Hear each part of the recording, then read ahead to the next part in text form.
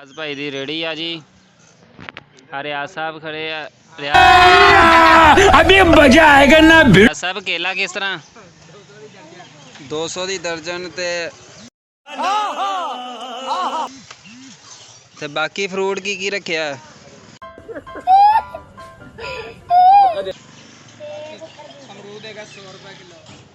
अमरूद 100 रुपए किलो ते खरबूजा 160 रुपए। अच्छा 160 रुपए खरबूजा हो गया। तो सेब सेब 300 रुपए। सेब भी ठीक है हालत इन्हां दी देख लो। ठीक है बाकी तो सब्जी तुहानू सारिਆਂ ਨੂੰ पता होगा ਕਿਹੜੀ ਕਿਹੜੀ ਰੱਖਦਾ वा।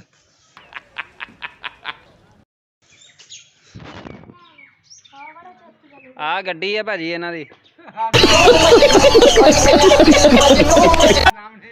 ठीक है पहचानते पे तुसीं आ बंदा वा।